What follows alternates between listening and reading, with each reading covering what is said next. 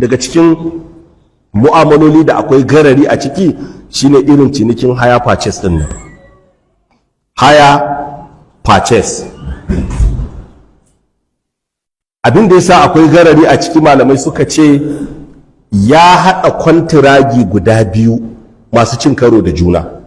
In na baka haya na keke napep, keke napep din nawaye?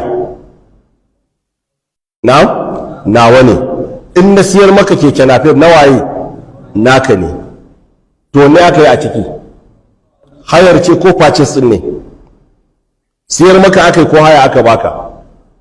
Yadda asalin contract din yake yana cikin received English contracts da muka gada daga turawan mulaka'u. In komai ya tafi normal, babu matsala, to shikenan siyar maka aka yi. In aka samu matsala to haya aka baka. To a musulunci baka iya hada kontragi guda biyu masu hukunci daban-daban a lokaci daya, domin in na siyar maka ya fita daga mallakata. Tasirin siyarwa shine change of ownership daga wajena zuwa wajenka. Tasirin haya shine baka damar amfani da wannan kadarar, amma asalin root din title din yana wajena, ni na mallaka. To ya kuma za a ce an siyar maka kuma an baka haya? Sai dai a yi guda ɗaya, kuma madadinsa shine a yi al'ijara al-mutanaqisa ko al'ijara al-muntahiya bitamlik, ko kuma a yi al'ijara walittina, ko kuma a siyar maka ya zama an yi murabaha, ko a baka haya aka baka ka dinga biya. The implication is that da za a zo za a tafi irin motocin nan na Abuja masu guje-guje da wannan na sojojin masu fuka-fuki kamar za su tashi, in suka dunguri mai keke napep, kai da ka san ai ranar ba balance ko za a kama balance, sun dungure shi ya faɗi ya lallotse, aka je aka ɗaɗɗaga kudin ɗaga 350. Wa zai biya?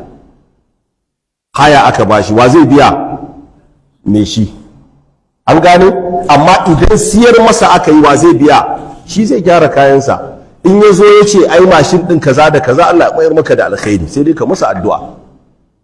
Ba naka bane dama. Da zai ki biya, baka da damar da zaka kwace ka siyar, ka kwace ka rike ka ce ka karbe abinka, ba naka bane. Sai dai kana da damar da zaka sa dole ya siyar ya baka cikon kuɗinka.